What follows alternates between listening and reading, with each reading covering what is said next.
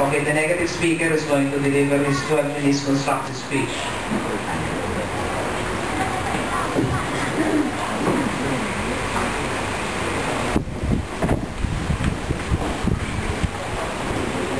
Ngayon nga po mga kapaturan, ako nagpasalamat sa siningapon nga kami nag-encounter na naman liwat ni Pastor Luaya. Kaya may programa nila sa radyo, 2:30 to 3, kaya kung may programa ako, 6 to 6:30 kada Domingo.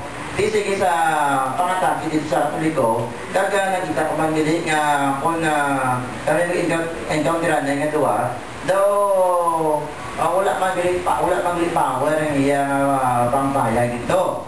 So ako nagpasalamat kid nga ato ni Subong ginabutang sa video para wala kadugayan wala sa makasiling nga deep birthday ko na si Mr. San. So makita sa video nimo, no? Kag gin-record ko man sa audio para mapamatian di ba sintanan kag mao kung sino naga-istorya sa insakto. Now, concerning sa papayag kay ni Pastor Luaya, sana sila ko na iya kinasikan ang iya 12 minutes nga tempo sa pagpayag sa sulat Scriptura. Hindi man amon nga ginadibatihan subong. Sa na po tayo ginadibatihan natapos na toya, no?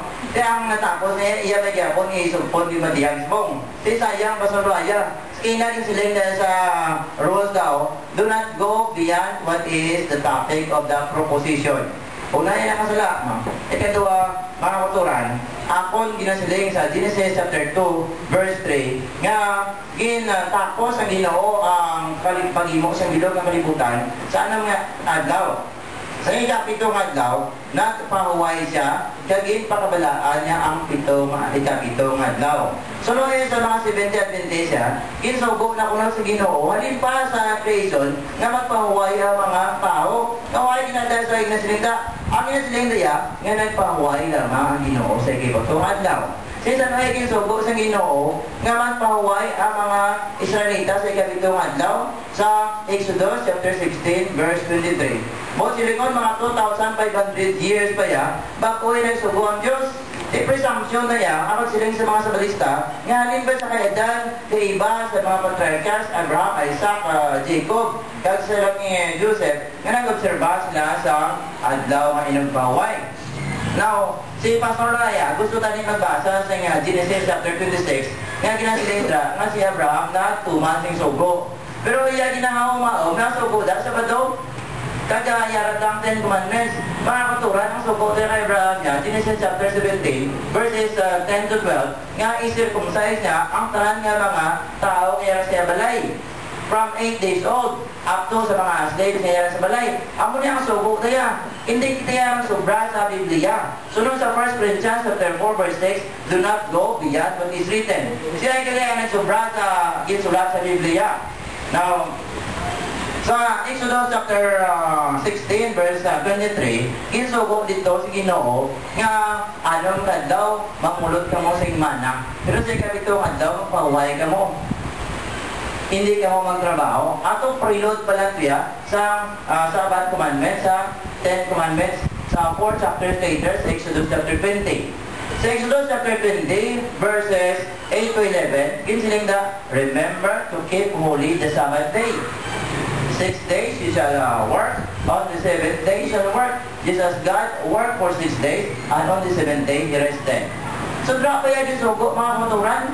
That's why, kinagin siling ko sa Deuteronomy chapter 5 verses 1 to 2, ginsiling na, nga ini nga po binat, nga ginahimo ko sa inyo, wala ko na ginahimo ako binat sa inyo mga forefathers. Sobra na mga forefathers, kundi patriarchs. Kaya ang patriya in Latin means father mo. Forefathers, wala inaginimo. Dito lamang yan sa Exodus chapter 20. Pero kung nasa mo sa verse 1, tuto sa Exodus, sabi niya, I am the Lord your God who brought you out to the land of Egypt. Sino galing istorya yan? Mga Israelita hindi niya mga hintil. Karang iya nga bakit saan, hindi niya para sa mga hintil, kundi para sa mga Israelita. Now,